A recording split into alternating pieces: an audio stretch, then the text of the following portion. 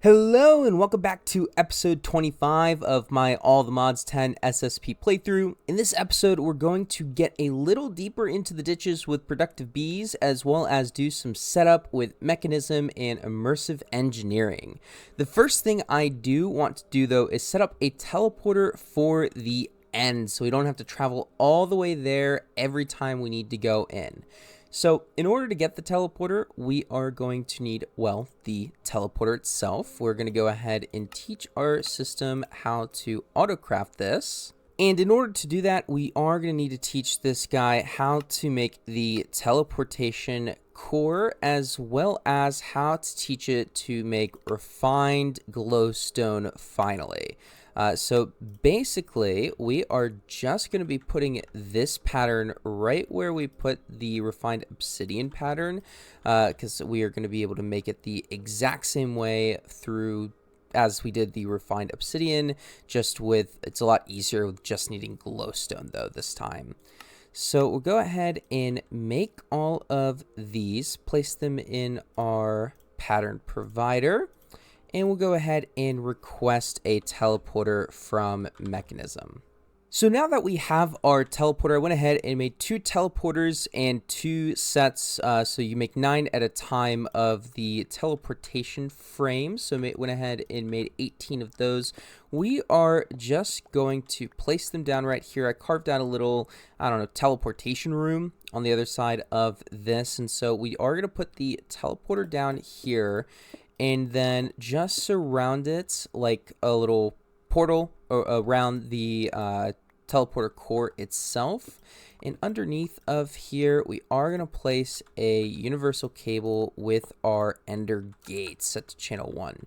So with the teleporter, just like all of Mekanism, there is the public, trusted, and private mode. I'm just going to use public, but you can, again, absolutely use your private mode. I'm going to change this frequency to the end, and I'm going to, yeah, purple seems good for the end. Now, I do want to mention that for the teleporter, I believe it is 1000 FE per use. So just be wary of that if you are like running low on power, don't have a good like power setup.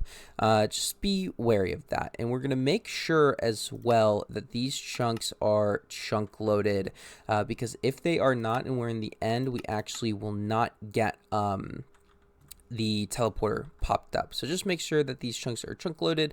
I believe there's an upgrade for that. It's, yeah, the anchor upgrade. I don't know if the recipe is disabled. Yeah, the recipe is disabled, so we do not have access to the anchor upgrade. So just make sure again that your chunks are chunk loaded up here. But with that set up, I'm going to make my way over to the end portal, and we're going to place the teleporter inside of the end. So now that we are in the end, I'm just going to build out a little bit here to place our teleporter up, because I believe that every time you respawn the Ender Dragon, all of these areas get loaded. They get deleted and they get reloaded. So like if you didn't pick up the dragon egg your first time around from this middle slot, you will lose it, and everything in here will get reset. So definitely don't want that happening to our teleporter. So that's why we're going to build out just a little bit here, and we are going to place our second teleporter. Again, set up the exact same way, just make a little frame around the teleporter core, and then go ahead and select the end. Perfect. And so now this is active. If I go back home, and I did not chunk load that area, we should see, yeah, it is not working and it's not active even though it said it was linked. So if we go back and we don't want to go through, and we re-chunk load this, and let me just make sure, is this in a single chunk? No, it is not, but we want this chunk to be loaded. I believe it's this one. Yes. The chunks, I find the chunk boundaries when you pull it up with F3 and G are a little bit off from the chunks in the Feed the Beast chunk claimer. So definitely a little bit of a hassle sometimes getting the right chunk. But now if we go through, we should see, yes, the portal is now active because it is chunk loaded. Perfect. So we are now able to zip in and out of the end as needed. And while we are over here, I am going to dig out another small little area here. I know we can go exploring for these as well, but just wanting to do a little demonstration. The obsidian in the endstone nest. So we are going to be wanting the ender in the draconic bee. Draconic bee is from the dragon's breath with the obsidian nest, and the ender bee is popped chorus fruit in the endstone nest. And I believe both of these do have to be done in the end as well. So we're going to get our dragon's breath that we got. I'm going to save about 32. I might not use this full stack and a half. I don't want to. So hopefully we don't have to. Oh, the other thing is, I forget. I think we need to power both sides as well. So I am going to not do that. I'm just going to place an ender gate directly underneath of here. Now that we have that done, I am just going to whack these guys a handful of times with the items that are needed and go ahead and get a couple of bees from each. Now, the one thing that I will say for the ender bee is make sure you grab it as soon as it pops out. These guys do like to teleport around a lot. The one good thing about the simulation upgrade, though, is that it does act as an anti-teleportation.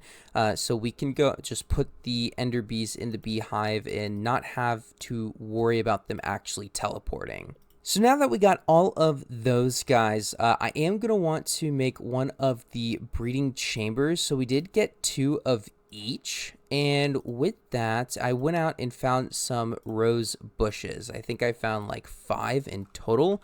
So we're definitely not going to want to use all of them up. We're just going to want to use that one and use Immersive Engineering to duplicate the rest. But again, with this breeding chamber, we can put 2 of the same types of bees and breed them up. We put the flowers in here and additional cages in here.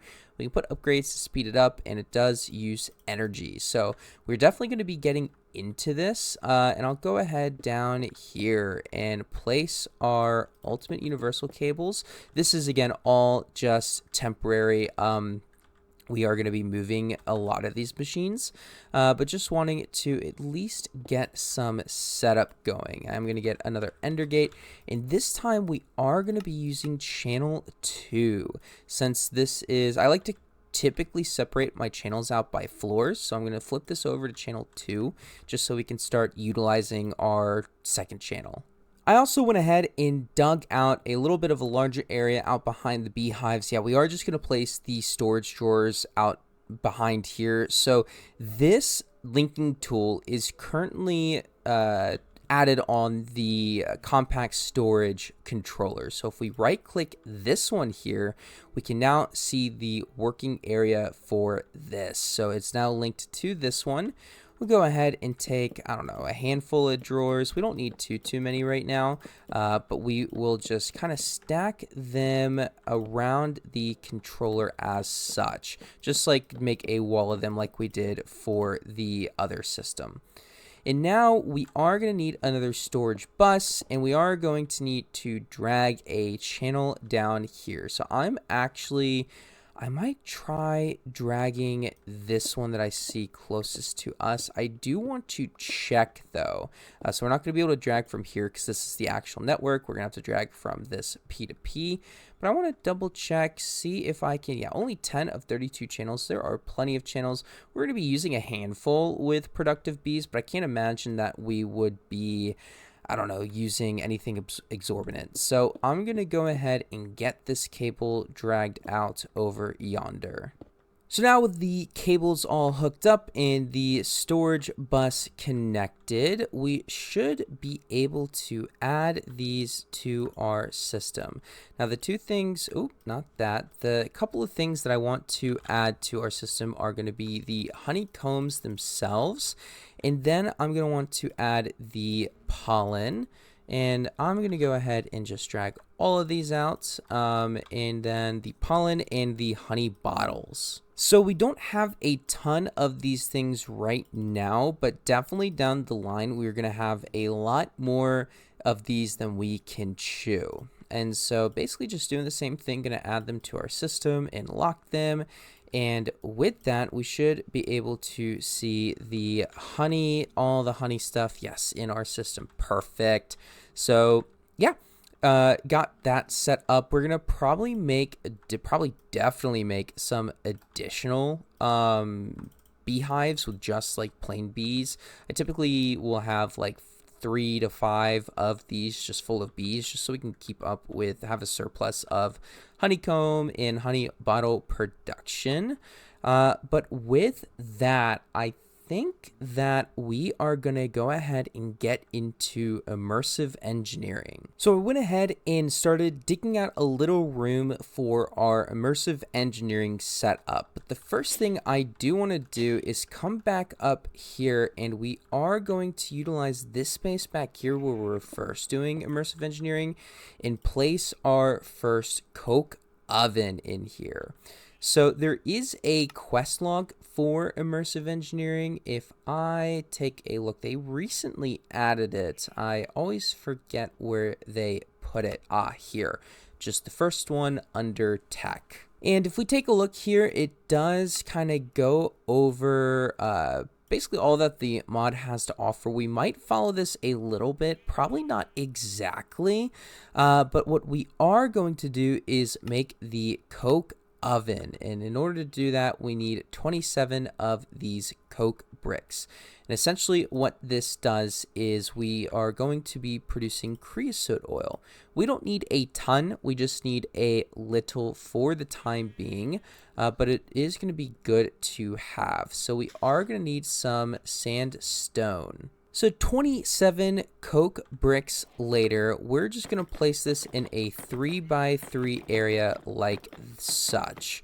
I can't remember. Yeah, the middle does have to be filled. Now, if you place all of them down, you can't interact with it yet. You do need to whack it with the engineer's hammer in order to be able to get this. So I went ahead and got up, and I am just about sick and tired of you guys. Much better. Ignore the raw mutton and food in my inventory.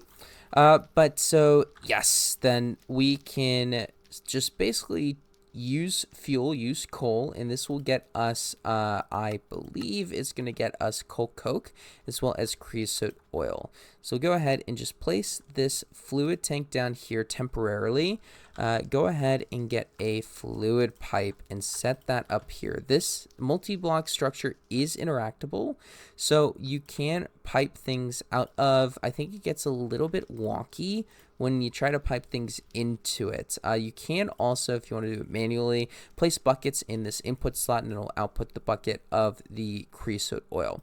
So we're just going to wait for that for the time being, because we are going to need it for the engineer's workbench, which we do need for the Garden Cloche. Again, not getting too deep into immersive engineering, just getting a little bit of setup going here.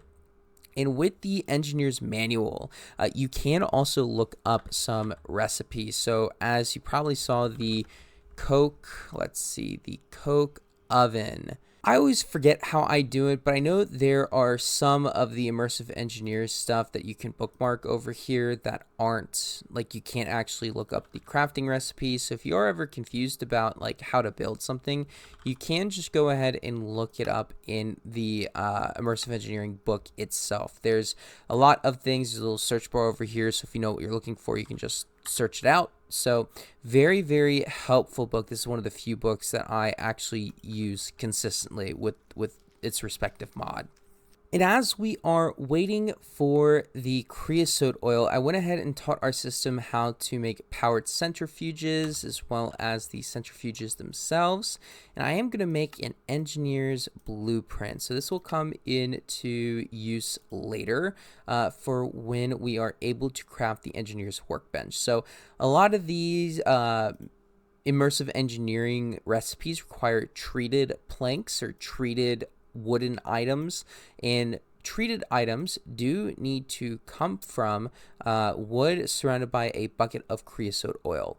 If you are going down like Railcraft or Modern Industrialization first before you get to Immersive Engineering, you can also use their version of creosote oil. It doesn't have to come from Immersive, but I feel like this is the easiest way, at least for where we are at currently, to get the creosotes. So as we are waiting for the creosote oil to gather up, I felt like now was a good time to go ahead and get a lot of the nether bees kind of up and running. We are going to need a lot of these quartz bees because we do want the crystalline bees, because we can use these as a base to either convert them into a prosper bee, which I think we're going to do first, but we can also use these guys to turn them into tin or gold bees, mineral bees, copper bees, iron bees, and aluminum bees are like the main ones. So just going to need a lot of these crystalline bees for the future. So made up some bee cages, and I'll probably just be right clicking, smacking this with some nether quartz for the time being as we are waiting for the creosote oil. So we ended up getting a lot of the good bees, the ghostly bee from the soul sand, the magmatic from the nether brick, the gold bee, as well as, just for right now, 10 crystalline bees. We're probably going to need more in the future, but we did go ahead and got some creosote oil, and you can actually use the fluid tank, to my knowledge. You don't have to use buckets. Yes, and we can go ahead and get these treated wooden planks. I'll get like half a stack right now. And so, yeah, this is going to be kind of the introduction. We also got a block of coal coke. So 9 coal coke. This will be helpful for the future as well. And I'm going to go ahead and kind of go through these quests, go ahead and collect all of them, and kind of come back if anything interesting pops up. So we did get a block of diamond from killing the Ender Dragon as the quest reward from that. But other than that, everything else is pretty unremarkable.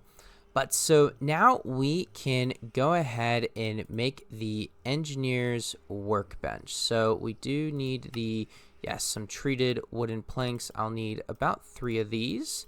And we will make some of those slabs and make the treated sticks. I am going to want to be a little bit conservative about our treated plank usage. I don't want to make a ton of just one thing and then not have to, ever use it. So we are going to make these items one by one. And go ahead, make that engineer's workbench. And now we can start working our way towards the Garden Cloche. So I'm going to set this engineer's workbench just down here for right now and go ahead and put the blueprint. Now there are multiple different blueprints, as you can see from the quest log. Just multiple different blueprints. You can also find some blueprints out exploring. There's some fun ones out there. So definitely feel free, explore, see what you can get. Before the Garden Cloche, we are going to need an iron mechanical component and a light bulb. So we're going to need glass, some paper, and a copper. And then for the iron, we're going to need 2 iron and a copper. So for the iron mechanical component, we actually need the iron plates, which this is also craftable without the engineer's workbench, but we need 4 iron and 1 copper, whereas with the workbench, we only need 2 iron and 1 copper. So we do save on a little bit of iron. So we can go ahead, make the light bulbs, get the mechanical components, and we should at this point be able to make our first Garden Cloche. Perfect. And the main reason, again, why I wanted to do this is because I did want these dandelions to be able to, be easily accessible so we don't have to go out every time to get them. So we are going to need a couple of things for this. The first thing we are going to need is a sink, because we are going to need to fill this with water. The next thing we are going to need is another ender gate for some power. And then we're going to need, I'm going to go the Ender IO route for this because I would like, not the item conduit, but I would like an energy conduit. We'll get a couple of those, as well as, where are my fluid pipes? Here they are, or fluid conduits. So go ahead and place the sink. I forgot to grab that. Underneath of here, we're going to always extract and insert underneath. And so, yes, the water should be filled. And then if we come around this end, because we are going to expand this anyway, so I don't mind. That is right. Let me think about this real quick. So I'm just going to put the power on the top here for now, just because I kind of forgot. Immersive Engineering has certain and specific sites where you can enter stuff in and like import and export out from. So I'm just going to use, again, the top for power, the bottom for water for the time being. I know it doesn't look the nicest with the cable up there, but oh well. And so we're going to get another piece of dirt, and then not dirt, just one piece of dirt. And now we can go ahead and yes, it'll start crafting. Now we can also add fertilizer. So if we look up, I think we can see this in usage. Yeah, so we can add a lot of different things to be the fertilizer. The most standard ones, going to be the bone meal. We can also add saltpeter, nitrates, a lot of other stuff. So I think I got, some like saltpeter essence from Mystical Agriculture. I forget. That's the recipe, but I'm gonna make some nitrate dust, and it should be able to use this. I believe if nitrate dust was one of the items listed, yes it was. So we're gonna be able to use this for fertilizer, so we can essentially just grow it faster. So now we have a fully automatable way to get these dandelions. I'm not going to import them into our system quite yet. We will in the future, but we're going to just let this run for a little while. And with this, we should be able to now breed up a lot of our bees. So I went ahead and set up some additional beehives. We're going to take 2 of these guys out and breed them up for demonstration purposes. So again, if I put the sturdy bee cage in here and the dandelions in here, we will see that it ate the flowers. So this is working again. It is pretty slow right now. So I wonder, am I able to make the speed upgrade from productive bees? Yes, it looks like I am going to be able to auto craft the speed upgrade, at least for the time being. That's just some blocks and some clocks and some honeycomb blocks. And then we are not quite yet able to get this though. We are going to need some fish essence from some fish seeds. I don't think we have any of the fish seeds yet. No, we do not. So that is on my to-do list for Mystical Agriculture, so we can basically autocraft the hearts of the sea. So just some diamond essence. Also going to need some prismarine seeds. So we'll probably be maybe looking to fighting the Elder Guardian sooner rather than later, so we can get those. But for now, just 4 of the speed upgrades should be good for now. As you can see, it does have valid blocks that it can go into. The speedier upgrade that we were just talking about cannot go into the advanced beehive. So that is the one difference.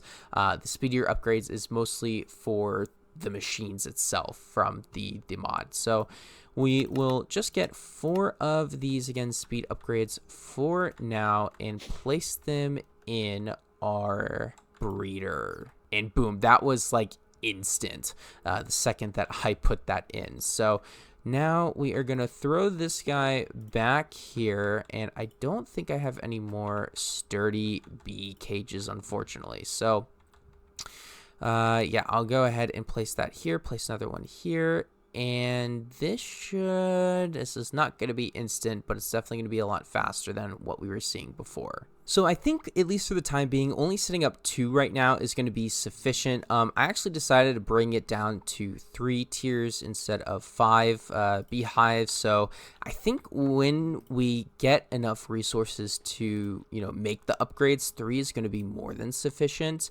So we are actually going to start with making the other bees. So the slimy bee. If we take a look here, and we can see the slimy bee, if we right click it, we can always see that what they use for flowering. So the slimy bee just uses regular flowers, so we're going to put a dandelion in that feeding slab. But for our next bee, I am going to probably need something else. We'll go ahead and put just 1 simulation upgrade. Yeah, for the glowing bee, I believe this uses some form of glowstone. If we, again, take a look, yeah, so the glowstone block specifically. So if we put like a piece of glowstone, it would not work, it would not flower. So again, we do need the block itself. So go ahead, put that in here, put our 2 glowing bees into here, and let these run. So perfect. We now have some slimy combs. So we can go ahead and complete that quest. Now, I don't know what it is about the mod.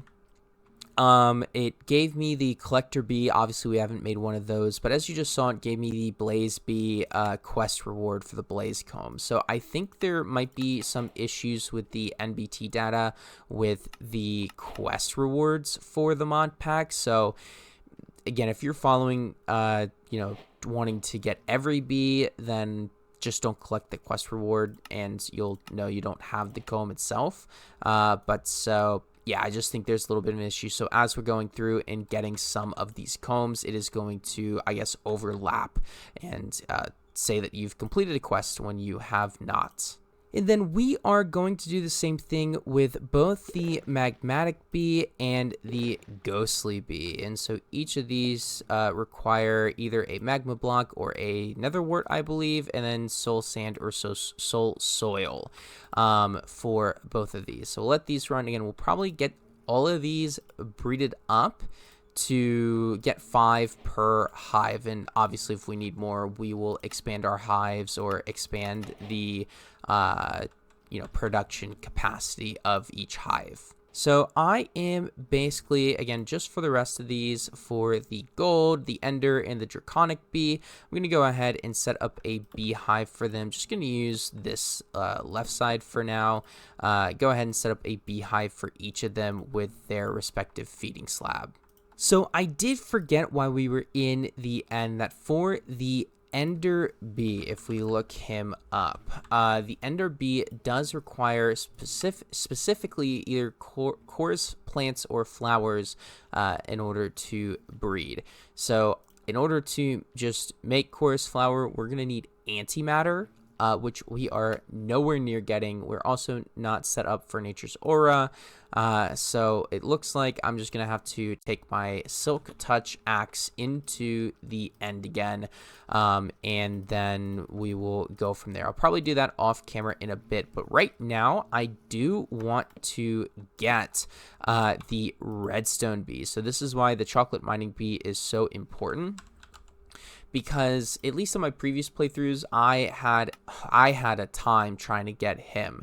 So he only comes from dirt, gravel, and sand nests. We will be seeing this probably in the future as well. But if we right click on the dirt nests, like, you can get literally 12 different types of bees from the dirt nest itself. Well, I guess not 12 different. Yeah, it looks like 3 maybe, but you can get a lot of different bees from the same nest. So it's a little bit tough at the best of times to get the bee that you're looking for. So when I saw this chocolate mining bee, I absolutely just had to get him.